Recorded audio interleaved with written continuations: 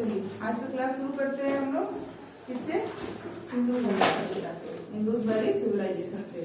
तो सबसे पहले इस सिविलाइजेशन का खासियत आप लोगों को भी पता है, जो जिस तरीके का सोच शहर बसाने का, घर बनाने का, है ना, नदी नालों का आइडिया हम लोग आज नहीं लगा पाते, हमारे तरफ जो है ना मिसमैनेजमेंट का एग्जाम्पल दिखता है ना। उस टाइम के लोग, सोचो अभी से हम लोग कब की बात कर रहे हैं, 2500 ईसा पूर्व की पहले से बात कर रहे हैं, उससे पहले की भी बात कर रहे हैं, उससे पहले जो है ये विकसित हुआ था ना। तो 2500 से 1900 ईसा पूर्व के लगभग में जो है ना इसको माना जाता है कि पूर्ण विकसित रूप में पाया गया है, इसका साक्ष्य मिला है। उस टाइम में लोग जो इमारत बनाते थे, मकान बनाते थे, पक्की ईंटों से बनाना शुरू किए थे। उससे पहले हम लोग क्या पढ़े थे, किसमें कच्चा ईंट का उपयोग हो रहा था, किस काल में, पाषाण काल में। पाषाण काल में क्या हो रहा था, कच्चे ईंट का उपयोग हो रहा था। लेकिन अब जैसे हम लोग सिंधु घाटी में आए तो क्या मिलने लगा, हमें पक्के ईंटों का मकान मिलने लगा, है ना। और सिंधु घाटी से हम लोगों को वहाँ नदी नालों का जो बनाया गया है स्ट्रक्चर, हर घर से एकदम बराबर तरीके से निकलना, निकास जो है बहुत अच्छा बनाया गया है। उचित मतलब कहा जाता है ना कि बहुत विकास वाला दिमाग रहा होगा उनका, ठीक है। और उस समय उन्होंने इतना अच्छा शहर बनाया, तो विश्व का जो होता है सबसे पहला शहर भी बोलते हैं कि ये विकसित शहर है ना। तो सिंधु घाटी सभ्यता के बारे में हम लोग डिटेल में पूरा जानेंगे कि आखिरकार इनका जिस खुदाई किसने किया, है ना। तो सभी को याद रखते हैं, क्या याद करते हैं, किसने किया था खुदाई, इसका पहला स्थल जो है हड़प्पा पाया गया था, है ना। तो हड़प्पा का खुदाई किसने कर दिया, दयाराम साहनी ने, सब कोई जानते हैं।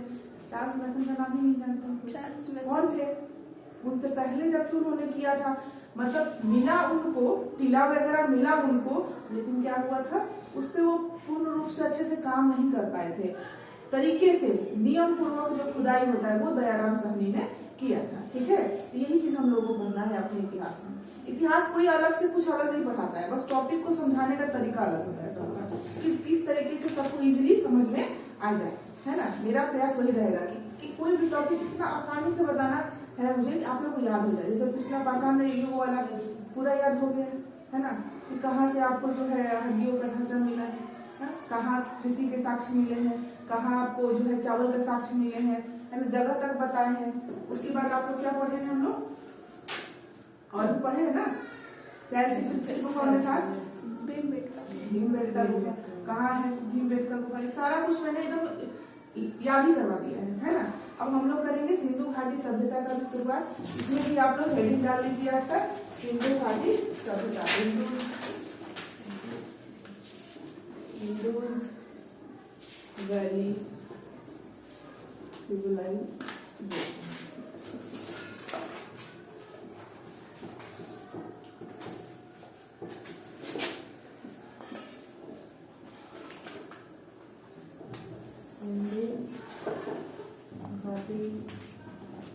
सभ्यता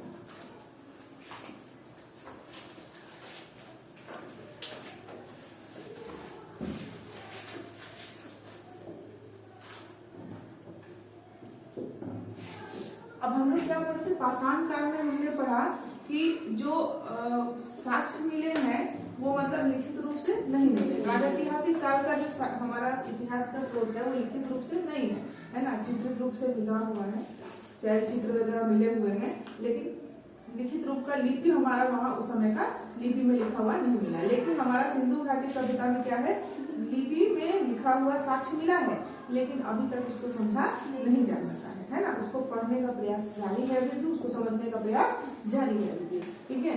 तो इस काल में क्या हुआ है, मानव द्वारा लिखा गया लिपि तो मिला है, लेकिन अभी उसको समझा नहीं जा सकता है, ठीक है। तो हम लोग क्या इसको भी याद कर सकते हैं कि मानव द्वारा लिखी गई पहली लिपि जो है किस सभ्यता में पाई जा रही है, सभ्यता में पाई जा रही है, ठीक है। और इसके लिए हम लोग क्या करेंगे, सिंधु घाटी सभ्यता का पहले कहाँ से कहाँ तक विस्तार है ये जानेंगे, ठीक है। तो सबसे पहले जैसे हम लोग दिशा वाला बनाते हैं, डायरेक्शन वाला, कि ऐसे करके ये समझाए हुए हैं ना, ये क्या होता है, ईस्ट मतलब पूरब, है ना, पूरब। आइए हो जाएगा वेस्ट मतलब पश्चिम। आपको पता होना चाहिए कि जो सिंधु घाटी सभ्यता है, ठीक है, वो कहाँ से कहाँ तक फैला है, भारत, पाकिस्तान, अफगानिस्तान, ये 3 देशों में क्या है ये फैला हुआ है। हम लोगों को पढ़ना है पाकिस्तान, अफगानिस्तान और इंडिया के बारे में पढ़ना है। खासकर हम लोग को देखना है कि किस डायरेक्शन में था। तो इंडिया के किस डायरेक्शन में था, वेस्ट और नॉर्थ में। इंडिया के किस में था, भारत के वेस्ट और नॉर्थ में। इसको भी लिख लेंगे कि भारत के क्या करेंगे यहाँ पे, वेस्ट नॉर्थ या नॉर्थ वेस्ट बोल सकते हैं, ठीक है। नॉर्थ वेस्ट एरिया में, नॉर्थ वेस्ट में सिंधु घाटी के स्थल पाएंगे, ठीक है। सबसे पहला हो गया भारत की किस दिशा में है, लेकिन अगर पाकिस्तान की बात की जाएगी तो पाकिस्तान में किधर हो जाएंगे, पाकिस्तान में किधर हो जाएंगे। देखो हम लोग को पूरा लोकेशन याद करना है। इंडिया दिख रहा है, अभी इंडिया का मैप पढ़ चुके हैं हम लोग, इंडिया दिख रहा होगा। अभी समझ में आ रहा होगा आपको कि क्यों ही हम लोग मैप पहले खत्म किए हैं। इतिहास में भी मैप बहुत जरूरी होता है, ठीक है। तो अब इंडिया में हमने बोला जैसे नॉर्थ और वेस्ट, तो नॉर्थ मतलब क्या हो गया, जम्मू कश्मीर से आपने शुरू किया, लद्दाख से शुरू किया और कहाँ आ गए, वेस्ट में गुजरात तक पहुंच गए। समझ में आ गया। ये वाला एरिया आपको हम लोग इंडिया में पूरा कवर करेंगे। यहाँ कौन कौन से है, पाकिस्तान में जब भारत का वेस्ट है तो पाकिस्तान का क्या होगा, ईस्ट होगा।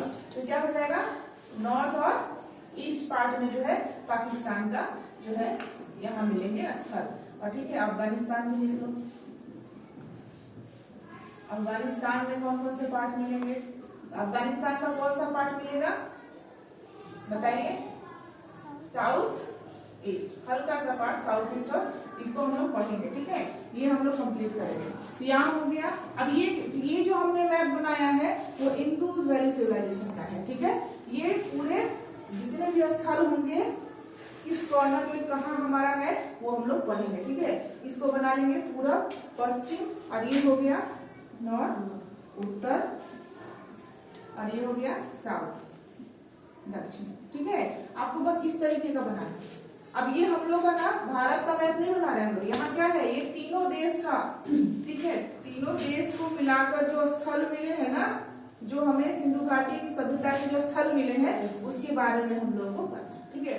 तो कहानी पहले हम लोग कर लेते हैं, कहाँ कहाँ कोई क्वेश्चन है उसके बाद कहानी शुरू करते हैं। इतिहास क्या होता है, कहानी ही होता है, और कहानी की तरह ही समझना है हम लोग को, ठीक है। तो सबसे पहले ऊपर में अगर हम लोग बात कर रहे हैं तो यहाँ क्या हो जाएगा, हमारा भारत का हम लोग कर लेते हैं। यहाँ क्या हो जाएगा, जम्मू कश्मीर, क्या हो जाएगा, जम्मू कश्मीर। अब जम्मू कश्मीर का लोकेशन अगर आप लोग देखिएगा तो एक मैं भेज रही हूँ आप लोग को, ग्रुप पे देख रही हूँ, भेज रही हूँ मैं, ठीक है।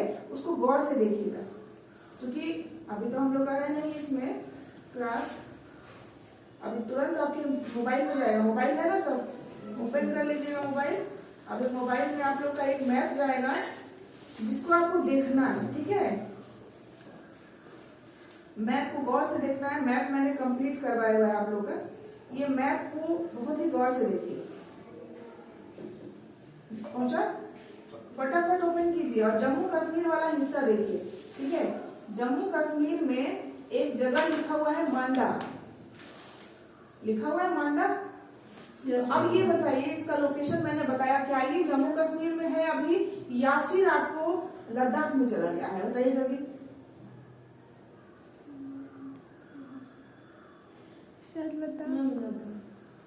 कहाँ चला गया है, लद्दाख। लद्दाख पक्का देख लीजिए अच्छे से।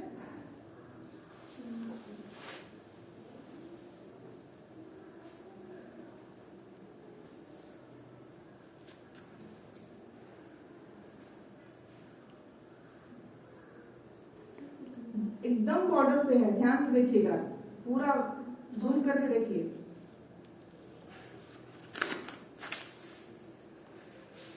ये अभी भी कहाँ पाया जा रहा है, जम्मू एंड कश्मीर में ही पाया जाएगा, ठीक है। एकदम बॉर्डर पे है, ठीक है। तो यहाँ पर क्या पाया गया है, सिंधु घाटी सभ्यता का स्थल पाया गया है, ठीक है। तो ये हो गया हमारा ऊपर में। उत्तर में कौन सा जगह हो रहा है,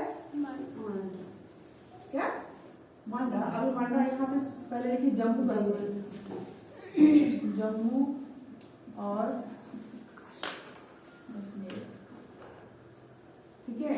अब इसमें हम लोग जगह बनाएंगे, यहाँ कौन सा जगह है, ठीक है। तो सिंधु घाटी सभ्यता का सबसे उत्तरी स्थल जो है उसको हम लोग क्या बोलते हैं, अभी बताएं, मांडा, है ना। लिख लीजिए मांडा, क्या लिखिएगा, मांडा। यहाँ पर क्या है, मांडा।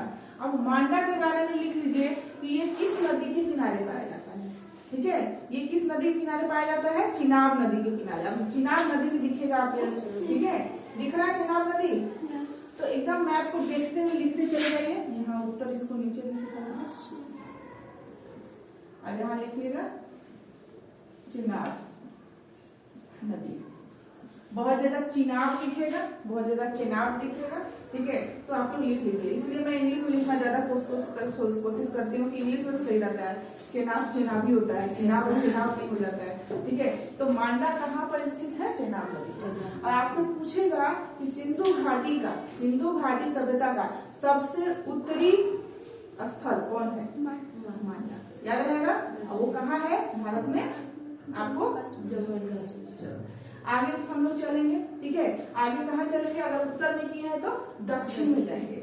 सबसे दक्षिणतम जो होता है सिंधु घाटी का, सबसे दक्षिण में पाया जाने वाला स्थल हम लोग करेंगे। और सबसे दक्षिण में मैप में देख रहे हैं, अगर लंबा चौड़ा भी है फिर भी भारत में ही है। सबसे दक्षिण स्थल भी कहाँ होगा? भारत में ही होगा। उसका नाम लिखिए, महाराष्ट्र के दैमाबाद में। कहाँ होगा? दैमाबाद में। देखो महाराष्ट्र के दैमाबाद। देखो ये सबसे क्वेश्चन कैसे पूछेगा? सबसे दक्षिणी स्थल कौन है? सबसे उत्तरी स्थल कौन है? ठीक है, सबसे पूर्वी हिस्सा में कौन सा स्थल पाया जाता है सिंधु घाटी सभ्यता का? सबसे पश्चिमी हिस्से में कौन सा पाया जाता है? ठीक है, यही हम लोग करना है। हम लोग तीनों देश को लेकर चल रहे हैं। तो जिसमें आपको 2 पॉइंट तो मिल गया, कहाँ? भारत में ही मिल गया, है ना। तो महाराष्ट्र का दैमाबाद, मैप में देख लीजिएगा दैमाबाद। महाराष्ट्र का दैमाबाद दिखा रहा है या नहीं दिखा रहा? उसमें नहीं दिखा रहा, लिख लीजिए। ठीक है, महाराष्ट्र का दैमाबाद जो है सबसे दक्षिण स्थल है, सबसे दक्षिणी स्थल है। और ये जो है ना एक नदी है, नाम उसका है प्रवरा नदी। क्या नदी का नाम है? प्रवरा नदी। प्रवरा नदी के किनारे, ठीक है, प्रवरा नदी के पास ये स्थल पाया गया है। अब ये प्रवरा नदी के बारे में थोड़ा जान लीजिए। ठीक है, प्रवरा नदी जो है ना वो गोदावरी नदी से निकली हुई है। किस नदी से? गोदावरी नदी से। क्वेश्चन पूछा हुआ है कि प्रवरा नदी किस नदी की सहायक नदी है? गोदावरी नदी। तो यहाँ क्या लिख लेंगे? एक इम्पोर्टेंट पॉइंट में लिख लेंगे, गोदावरी की सहायक नदी है। गोदावरी की सहायक नदी, ये याद रखना है। क्या आयोग आपसे क्वेश्चन पूछेगा? कोई नहीं जानता है। हम लोग को अपना तैयारी एकदम डिटेल में जान के रखना है, हर चीज को डिटेल में जानना है। ठीक है, तो महाराष्ट्र के दैमाबाद में कौन सा है? दक्षिणी स्थल है। किसका? सिंधु घाटी सभ्यता का, जो कि प्रवरा नदी के किनारे बसा हुआ है। ठीक है, अब प्रवरा नदी क्या है? गोदावरी की सहायक। अब हम लोग चलते हैं पूरब। अब पूरब दिशा में भागेगा, इसका मतलब भारत में ही भागेगा। पूरब दिशा में भागेगा मतलब किधर जाएगा? भारत में। आप लोग को मैप दिख रहा है ना, मैप दिख रहा है कि यहाँ से फैला हुआ है यहाँ तक, है ना। हमारा क्या है? सिंधु घाटी सभ्यता ऊपर से शुरू हुआ है और नीचे गुजरात महाराष्ट्र तक फैला हुआ है ना। तो हम लोग अगर पूरब की दिशा में जाएंगे तो भारत की तरफ ही जाएंगे, क्योंकि भारत इधर है। तो भारत में जाएंगे तो पूरब में सोचिए कहाँ तक गया है हमारा मैप में। देखिए पूरब का हिस्सा देखिएगा पूरा,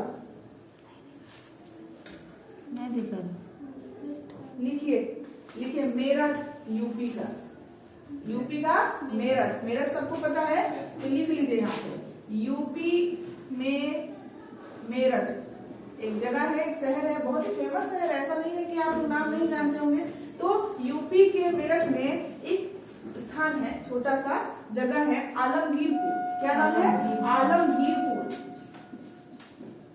आलमगीरपुर। आलम गया और गिरपुर गया। आलम कहाँ गया? मेरठ में गया। आलम गया और गिर गया। हाँ, गिरपुर। ठीक है, पूरा ही गिर गया। तो आलम पूरा ही गिर गया। तो ये जो है यूपी में मेरठ में आपको आलमगीरपुर है स्थान का नाम, स्थल का नाम। ठीक है, यहाँ आपको सबसे जो है पूर्वी हिस्सा या स्थल पाया जाता है भारत में। ठीक है, अब ये भी होगा किस नदी के किनारे, है ना। इसका नाम हिंडन नदी। हाँ, हिंडन नदी नाम याद रखिएगा। इतना हिलाया कि गिर गया आलम। हिंडन नदी। देखिए ये सब नाम याद रहना चाहिए, स्थल के साथ नदी का नाम याद होना चाहिए एकदम, कभी ये भूलना नहीं है। यही प्रश्न ही बनेगा आपका। प्रश्न बन जाएगा आलमगीरपुर सिंधु घाटी की एक सभ्यता का एक स्थल है जो कि किस नदी पर है? ठीक है, हिंदन नदी के किनारे बसा हुआ सिंधु घाटी सभ्यता का स्थल कौन है? आलमगीरपुर। अगर आलमगीरपुर नहीं है ऑप्शन में तो मेरठ जरूर होगा, मेरठ नहीं होगा तो यूपी जरूर होगा। क्लियर है? तो हम लोग को हर तरीके से अपने आप को क्या करना है, तैयार करके चलना है। चलिए, अब एक पता चल रहा है, एक क्या है, अब सिर्फ पश्चिम है।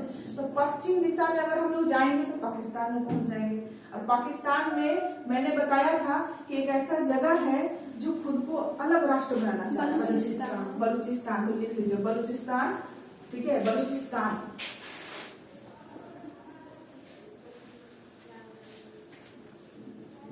तो सबसे वेस्ट वाला स्थल जो है वो कहाँ पाया जाएगा? पाकिस्तान में। बाकी तीन जो स्थल देख रहे हैं इंपॉर्टेंट स्थल कहाँ है हमारे? इंडिया में। ठीक है, तो यहाँ पे क्या लिखेगा? बलूचिस्तान। अब बलूचिस्तान तो हो गया जगह का नाम, है ना। तो यहाँ के स्थल का नाम क्या था? तो मैंने जब पाषाण काल में शुरू किया था तो उसमें मैंने इस स्थल का बार बार चर्चा किया। सूतकांगडोर बोला था। हाँ, तो लिख लो सूतकांगडोर। ये बहुत बार पूछा गया है क्वेश्चन, सूतकांगडोर। ठीक है, अक्सर क्या करेगा ना, ये चारों दे देगा ऑप्शन, बोलेगा इसमें से कौन सा स्थल भारत में स्थित नहीं है। ठीक है, सूतकांगडोर कहाँ है ये? बलूचिस्तान। बलूचिस्तान को हम लोग लिख सकते हैं बेचारा, अभी से पाकिस्तान को अलग क्यों कर दे हम लोग, है ना। तो यहाँ है ना, ये पाकिस्तान में ही है, याद रखिएगा। पाकिस्तान के बलूचिस्तान, हाँ पाकिस्तान के बलूचिस्तान में। नहीं तो मेरा वीडियो को देख के बोलेगा अभी से ही मैम अलग कर दी इसको, है ना। तो यहाँ है। अब नदी क्या होगा? नदी क्या होगा? तो कभी कभी हमें भी इच्छा करता है कि कभी कभी सच में इच्छा करता है कि काश पाकिस्तान हमारा गुलाम हो जाता है ना। लगता है, अंदर से लगता है ना, ये लोग अपने अंडर में रख लेते, है ना। लेकिन ऐसा सोच नहीं करना चाहिए। हर व्यक्ति का अपना एक राइट है, वो हर एक व्यक्ति को अधिकार है कि वो फ्री से रहे, आजादी से रहे। आप किसी को गुलाम बनाने का कोशिश न करें। ठीक है, तो चलिए खैर इतना कहानी इतना इसलिए बोले, गुलाम बनाने का इसलिए बोले क्योंकि यहाँ पर नदी है दास नदी। दास, गुलाम मतलब दास, है ना। तो दास नदी किनारे है ये। कौन सा नदी है यहाँ? दास नदी है।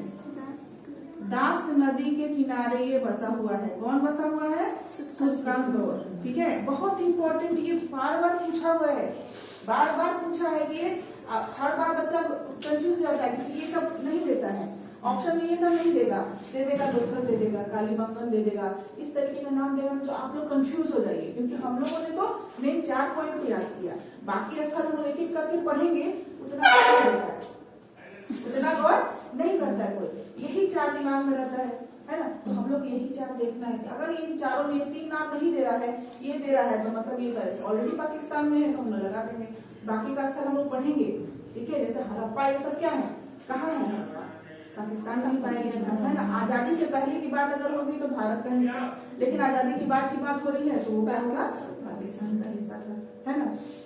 और भी आगे चलेंगे, स्थल कौन सा स्थल कहाँ है ये भी हम लोग सब पढ़ेंगे। लेकिन मेनली आपको ये 4 तो याद होना चाहिए। इस 4 में से प्रश्न आपका बनता ही बनता है। ठीक है, तो ये नोट कर लीजिए आप। हो गया? Very good.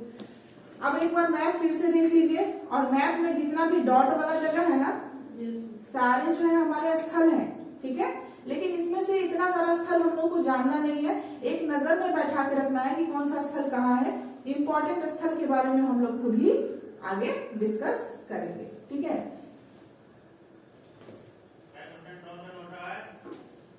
अगर आप देखिएगा तो इसका विस्तार जो हो रहा है इंडो वैली सिविलाइजेशन का, सिंधु घाटी सभ्यता का, थोड़ा सा ऐसा नहीं लग रहा है कि त्रिभुजाकार हो रहा है? त्रिभुजाकार हो रहा है। मैप में देखिए तो आपको ऐसा लग रहा है कि इसका विस्तार कैसा है? त्रिभुजाकार है, पूछता है सिंधु घाटी सभ्यता का विस्तार जो है कैसा है?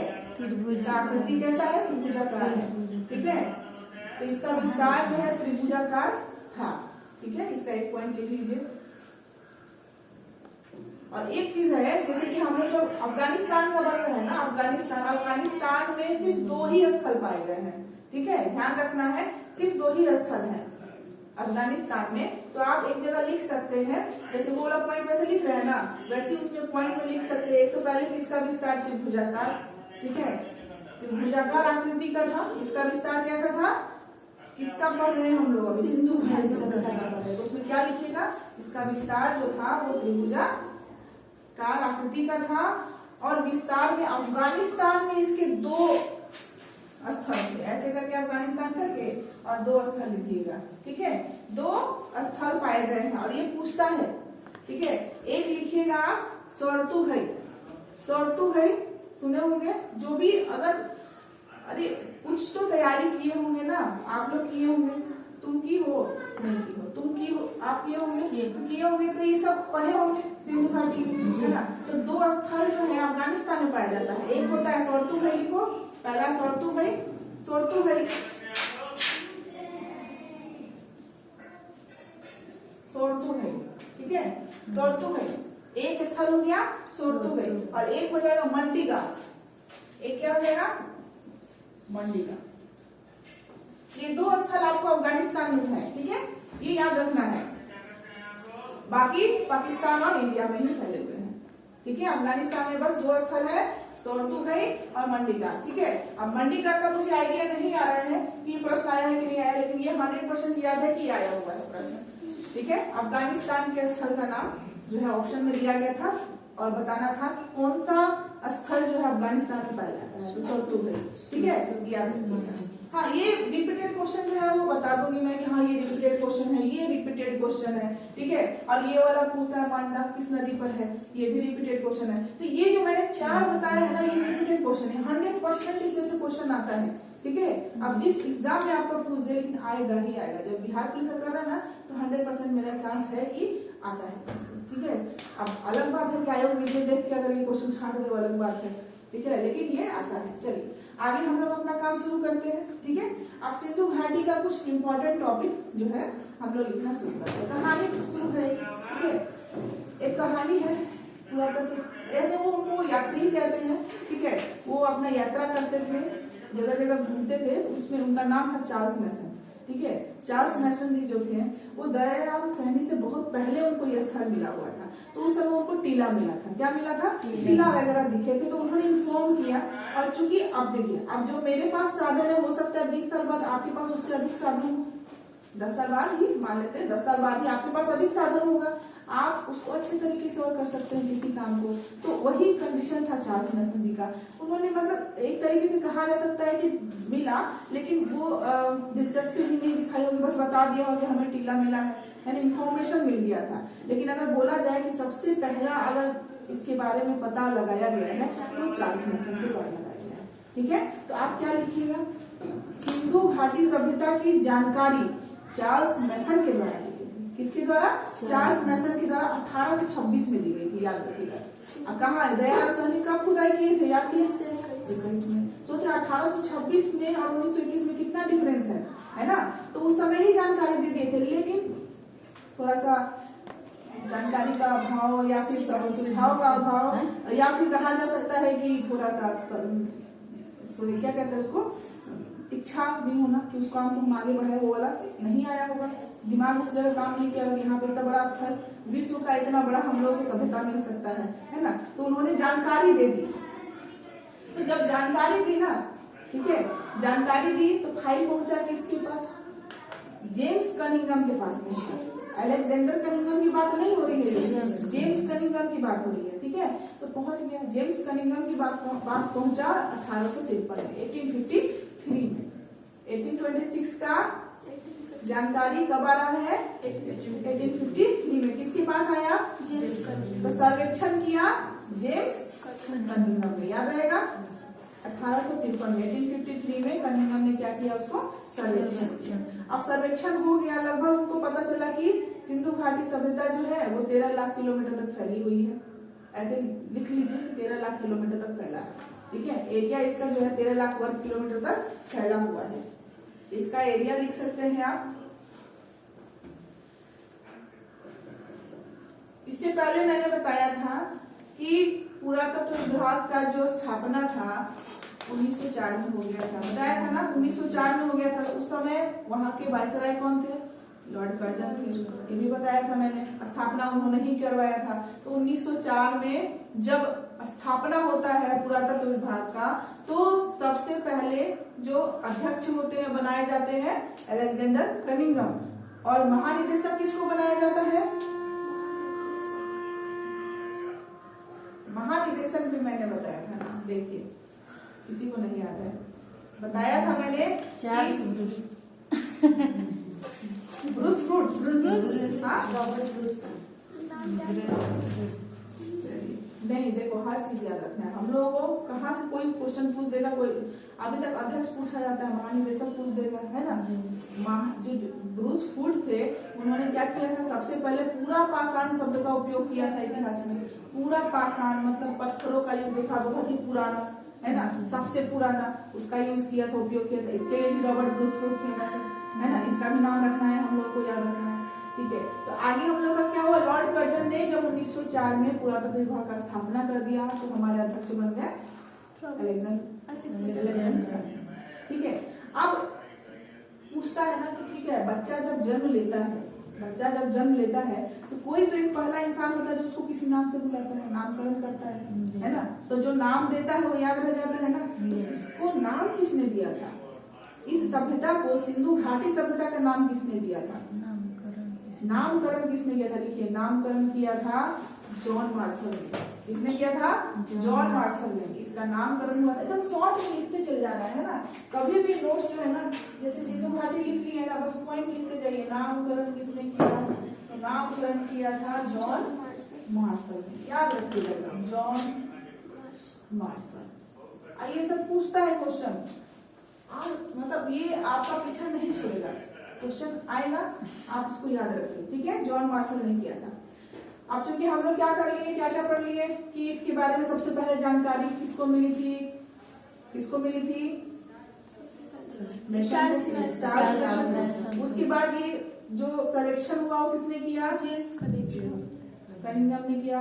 उसके बाद 1904 में लॉर्ड कर्जन ने स्थापना कर दिया पुरातत्व विभाग का, और हमारे अध्यक्ष बन गए अलेक्जेंडर कनिंघम। उसके बाद आगे क्या हुआ, नामकरण किसने किया?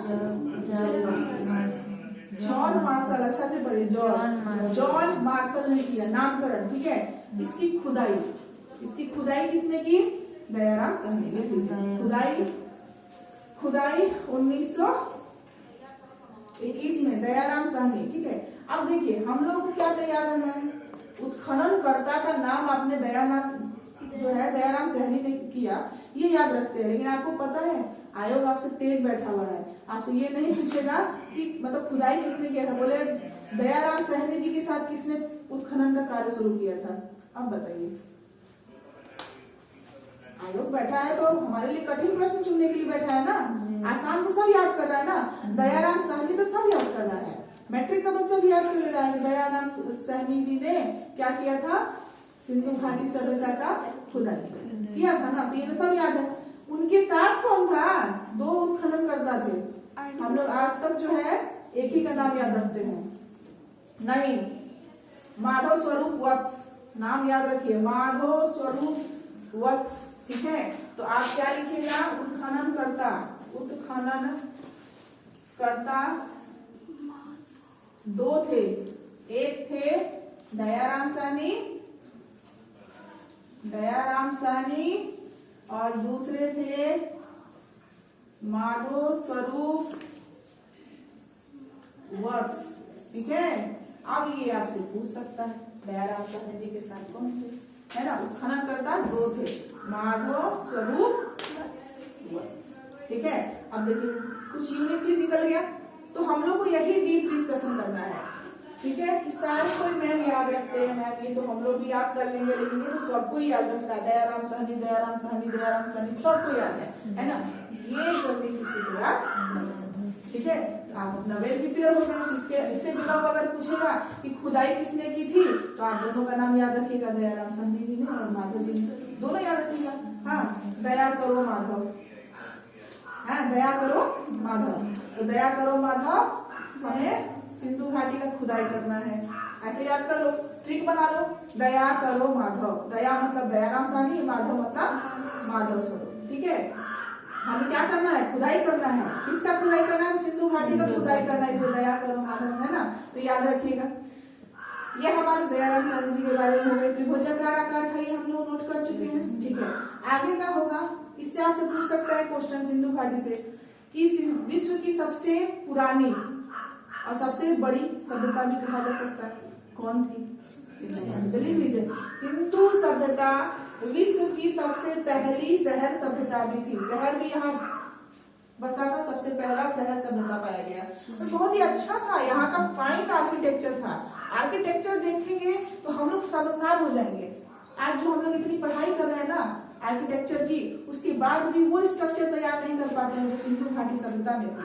ठीक है, किस तरीके से प्री प्लान एकदम नाला निकलता था कि यहाँ घर बनेगा तो यहीं से नाला निकलेगा, एकदम एग्जैक्टली जाएगा तो एक ही जगह गिरेगा नाला का पानी। बारिश होती थी तो कहीं जल जमाव नहीं होता था, आज तो हल्का सा बारिश बूंदाबांदी हो जाए तो जल जमाव हो जाता है। ठीक है, तो हमें सोचना चाहिए। इतने वर्ष पूर्व की बात हो रही है, 2500 वर्ष उससे पहले मैं अप्रॉक्स में बात कर रही हूँ, लगभग की बात कर रही हूँ। 3000 ईसा पूर्व भी हो सकता है, 4000 ईसा पूर्व, है ना। तो ये 3 पार्ट में से भी बटा हुआ भी है। इसका खंड जो है सिंधु घाटी का 3 खंड में बटा हुआ है। ठीक है, जिसमें हम लोग बीच वाला पार्ट पढ़ते हैं। बीच वाला जो था ना 2500 से 1900 बीच के, ये वाला सबको याद रखता है, लेकिन उससे पहले का है। तो सोचो उस समय का क्या ही विकसित दिमाग था जो उन्होंने इस तरीके का शहर प्लान किया था। ठीक है, और हमारे यहाँ का भी देखिए, पढ़ाई भी हो रही है आर्किटेक्चर की, लोग कर रहे हैं इंजीनियरिंग उसमें, लेकिन वो बात नहीं है जो उस समय सिंधु घाटी सभ्यता में थी। ठीक है, तो इसको शहरी सभ्यता, सबसे विश्व का सबसे पहला शहरी सभ्यता कहा जाता है। ठीक है, और इसका विकास ऐसे आप लिख लीजिएगा यहाँ पे 2500 ईसा पूर्व से 1750 ईसा पूर्व तक लगभग लिख लेंगे। ठीक है, ये वाला ही आता है। अगर देखा जाए ना रिपीटेड क्वेश्चन में अगर देखा जाए तो कहीं पर भी जो है ना 1900 नहीं दिया है, 2500 से 1900 कहीं देता है, 1800 कहीं देता है, 1700 ऐसे करके 1600 भी देता है। तो आप एवरेज में क्या याद रखेंगे, 2500 ईसा पूर्व से 1750 ईसा पूर्व तक की बात हो रही है। ऐसे इसी को सही माना गया है आंसर। ठीक है, तो आप इसको लिख सकते हैं। ठीक है, अब मैं थोड़ा सा आप लोगों को मैप का बुक लाए हैं, मैप का बुक लाए। ठीक है, आप निकाल लीजिए।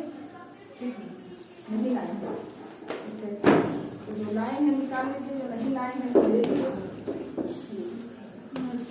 कुछ नहीं, थोड़ा बहुत मैं अभी स्थल बताऊंगी प्रमुख शहर, उसका बस लोकेशन बताना है देखकर। ठीक है, तो अभी पहले कहाँ देखेंगे हम लोग, इंडिया।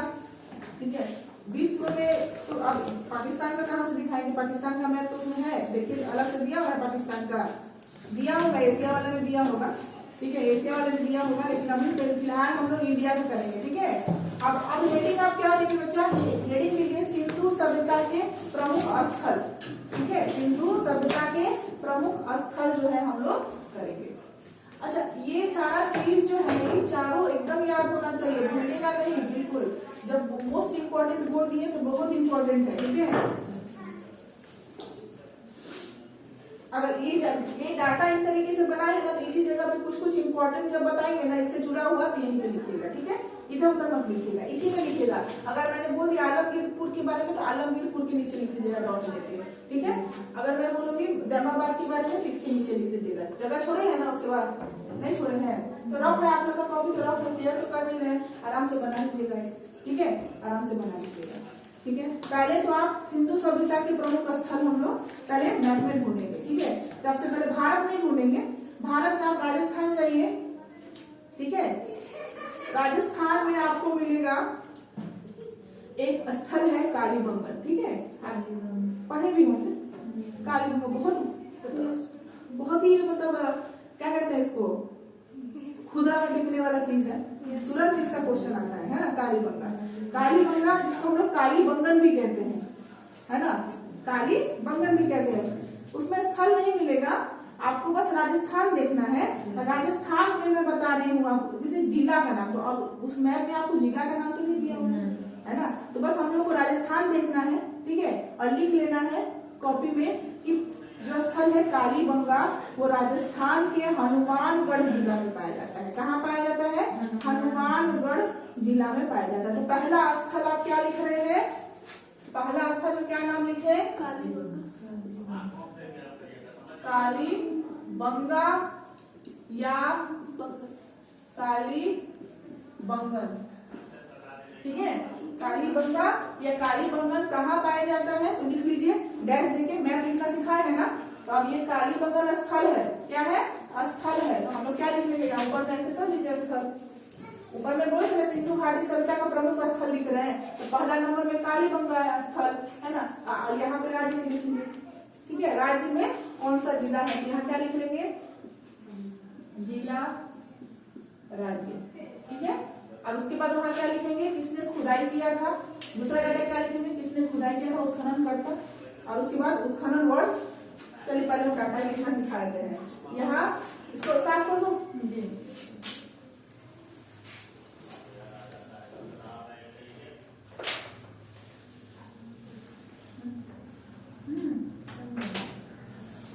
बिहार का राष्ट्रीय पशु का नाम क्या है, लेकिन हमको इसको लिखवाना है, इसको कुछ कुछ यहाँ करते हैं।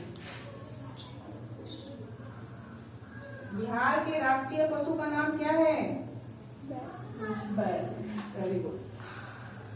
अगर किसी को बोला जाता है तो अपने आप को सौभाग्य प्राप्त कीजिए, आप राष्ट्रीय पशु हैं बिहार के। लेकिन मैं तो बोका बोलती हूँ, मैं बोका क्यों बोलती है, फुल्लिश, हाँ फुल्लिश वाला बोका। यहाँ एनिमल वाला बोका नहीं बोलती हूँ मैं, बंगाली में बेवकूफ को बोका कहते हैं, ठीक है। तो इसलिए अब ये मत सोचिए कि मैं बंगाली है क्या, नहीं, बंगाल वेस्ट बंगाल में रहने की वजह से आदत हो गया बोलने का बोका, ठीक है, इसलिए बोका बोल देती हूँ मैं। चलिए तो हम लोग क्या लिखना है, पहले लिखेंगे स्थल, फिर जिला और राज्य, ठीक है। उसके बाद क्या लिखेंगे, उत्खनन करता, क्या लिखेंगे, उत्खनन करता। और यहाँ लिखेंगे वर्ष, किस वर्ष में उत्खनन किया गया। देखिए इतना इंपॉर्टेंट तरीके से आपको लिखवा दे रहे हैं कि याद करने में बिल्कुल मुश्किल नहीं होगा, ठीक है। और एक आप नदी भी लिख सकते हैं, नदी तो हम लोग बता ही 4 जगह पे नदी बता दिए, तो जहाँ जिसका इंपॉर्टेंट होगा वो नदी भी बता दूंगी मैं, रेयर केस में ही सबका बताऊंगी, बाकी सब। चलिए हो गया। तो ये कितना खंड हुआ, 1 2 3 4 5 खंड, ठीक है। 5 लाइन आपका तैयार होना चाहिए। तो पहला हमने क्या लिखा, काली बंगन, ठीक है। काली बंगन कहाँ मिल रहा है, हनुमानगढ़ जिला में, राजस्थान। लिख लेंगे हनुमानगढ़ जिला, राजस्थान, ठीक है। अब ये कहाँ है, तो भारत में है ना। ये तो आपको नाम से समझ में आ जाएगा ना कहाँ है, ठीक है। कि अब ये देश भी लिखवाना पड़ेगा चलो अब इसके उत्खनन करता कौन थे, ठीक है। आप लोग में से किसी का कॉल लगा है, देखिए सर का है, बहुत सॉलिड आवाज है, मानना पड़ेगा इसका, OnePlus का 1.5 लाख का मोबाइल होता है तो आवाज भी 1.5 लाख के लाइक है, हिला दिए सर। हम लोग कंफ्यूज हो गए थे, हमारा मोबाइल अपने आप कैसे भी होने लगा, ठीक है। तो इसके उत्खनन करता लिखे बीबी लाल और बीके थापर। बीके थापर को बीबी ने ऐसा थप्पड़ मारा कि लाल हो गए वो, बीबी लाल, बीबी लाल। अब वो भी लिखना पड़ेगा, बी लाल और बीके थापर, ऐसे लिखेंगे, ठीक है। तो इन्होंने किस स्थल का खुदाई किया है, कालीबंगा, ठीक है। देखिए अब हमेशा उत्खननकर्ता का नाम याद रखिए और उसको ट्रिक से याद रखिए, ठीक है। दोनों व्यक्ति हैं, तो बीके जी को बीबी ने थप्पड़ मारा, लाल हो गए, ठीक है। तो आप इस तरीके से याद कीजिएगा ना, फनी टाइप का थोड़ा ट्रिक बना के, तो जल्दी आसान से याद होता है। तो कहाँ मारे थे, राजस्थान में मारे थे, हनुमान जी टाइप लाल कर दिया मार के तो हनुमानगढ़ जिला, ठीक है। और राज्य कौन सा था, कहाँ बीके जी थप्पड़ खाए हैं, राजस्थान में थप्पड़ खाए हैं, ठीक है। और उसके बाद उनकी पत्नी ने काली चूड़िया पहन ली, कालीबंगा। कालीबंगा का अर्थ क्या होता है, काली चूड़िया, है ना, याद रखिएगा। चलिए दूसरा नदी भी आपको लिखवा दूं, घग्गर, घग्गर सरस्वती उसको कहते हैं, घग्गर, घग्गर नदी सरस्वती जिसको कहा जाता है, ठीक है। घग्गर क्या लिखेंगे, घग्गर, घग्गर नदी, ऐसे लिख लीजिएगा सरस्वती। ग होता है, सॉरी यहाँ ग होता है, आधा ग, घग्गर, वर्ष मैम, हाँ? वर्ष, वर्ष, वर्ष हाँ 1961 to 1969, 1961 से 1900। जिसका इंपॉर्टेंट होगा ना साल याद करना, उसका ही लिखवाऊंगी मैं, ठीक है, सबका नहीं, जिसका लिखवा दूंगी बस। तो कालीबंगा पूछ सकता है, इतना चीज आपको कालीबंगा। तो कालीबंगा के बारे में क्या हुआ कि यह हनुमानगढ़ जिले में है, राजस्थान के हनुमानगढ़ जिले में है, और इसका उत्खनन किसने किया था? बीबी लाल और बीके थापर ने किया था। 1961 to 69 तक इसका खुदाई का काम चला, और किस नदी के किनारे में? घग्गर नदी के किनारे में। आगे हम लोग भारत का दूसरा स्थल लिखेंगे धौलावीरा। धौलावीरा गुजरात में मिलेगा। कहाँ मिलेगा? गुजरात। तो गुजरात देख रहे हैं, गुजरात देख रहे हैं आप, धौलावीरा, ठीक है, धौलावीरा। अब जिला कौन सा है? तो हमेशा याद रखिए कच्छ जिला, कच्छ जिला, कच्छा नहीं बोल रहे हैं, कच्छ जिला। गल्फ ऑफ कच्छ पढ़े थे हम लोग, तो समझ जाइए लोकेशन वही है ना। तो कच्छ जिला कौन सा है? कच्छ, ठीक है, गुजरात में पाया था। गुजरात किस देश का हिस्सा है ये बताना नहीं पड़ेगा ना। देखिए इसका उत्खनन जो था ना वो किया था रविंद्र सिंह बिष्ट ने, रविंद्र सिंह बिष्ट ने। तो हम लोग इसको क्या हमेशा पढ़ते हैं? आर.एस. बिष्ट नाम सुने होंगे आप लोग, आर.एस. बिष्ट है ना, रविंद्र सिंह बिष्ट, रविंद्र सिंह बिष्ट, रविंद्र सिंह बिष्ट, ठीक है, बिष्ट। ये हमारे उत्खनन करता थे। अब चूंकि ये इंपॉर्टेंट है, क्या है? धौलावीरा इंपॉर्टेंट है हमारे लिए, ठीक है। अब हम लोग हर एक स्थल के बारे में भी अलग अलग पढ़ेंगे, लेकिन अभी ये सिर्फ प्रमुख स्थल का हम लोग लिस्ट तैयार कर रहे हैं, है ना, कि कौन कौन सा प्रमुख स्थल भारत में हम लोग को मेनली पढ़ना है। तो धौलावीरा कहाँ है? साइलेंट, ये कैसे हो गया तुम्हारा? साइड करो, पहली बार तुमसे कोई गलती हुआ है, वो भी अनजाने में, दबा हुआ है, साइड रखो उसको, तब जाके वो नहीं दबेगा, स्क्रीन उसका टच होगा। तो धौलावीरा क्या इंपॉर्टेंट स्थल है जिसमें पूछा जाता है सवाल, इसके बारे में पूरा डिटेल में लिखेंगे हम लोग। कच्छ जिला में है, गुजरात में, भारत के एक राज्य में है, जिसका उत्खनन किसने किया था? रविंद्र सिंह बिष्ट ने किया था। 1990 में किया था, 1990 में किया था, 1991 तक चला था, ठीक है, 1990 से 91, 90 मत लीजिएगा, 1990 से 91 में गया था, ठीक है। इसके नदी के बारे में नहीं जानकारी है। अब हम लोग नहीं है नदी के किनारे, तो नहीं है, हम लोग याद क्या करेंगे? गल्फ ऑफ कच्छ, है ना, गल्फ ऑफ कच्छ के पास है, ये आप इतना याद रखेंगे, ठीक है। नेक्स्ट वाला हम लोग चलेंगे, नेक्स्ट हम लोग का भारत का चल रहा है, अभी हम लोग भारत का लिख रहे हैं, ठीक है, उसके बाद पाकिस्तान का लिखेंगे, और मैंने ऑनलाइन का बता दिया है, ठीक है। तो अब नेक्स्ट हम लोग लिखेंगे लोथल, ये भी गुजरात में ही है। कहाँ है? गुजरात में है, तो लिख लीजिए गुजरात में है, और लेकिन जगह का नाम अलग है, अहमदाबाद जिला। जिला कौन सा है? अहमदाबाद जिला, अहमदाबाद जिला है। और इसका उत्खनन जो किया था रंगनाथ राव ने किया था, ये नाम बहुत फेमस है, ठीक है, हमारे बीपीएससी में आया हुआ प्रश्न है ये, किसने किया था, ठीक है। लोथल की खुदाई किसने की थी? रंगनाथ राव ने, रंगनाथ राव ने की थी, ठीक है। और ये भी लगभग आपको इसका पता 1955 ईस्वी में पता चला, 1962 ईस्वी में इसका उत्खनन हुआ, 1955, और ऐसे करके लिख लीजिएगा 1955, और ऐसे करके 1962, ठीक है। यही दोनों में से कोई एक साथ पूछ सकता है आपसे। तो रंगनाथ राव ने इसका उत्खनन किया था, और यह जो है भोगवा नदी पर है, भोगवा, भोगवा, रंग डालोगे तो भोगोगे, रंग डालोगे तो,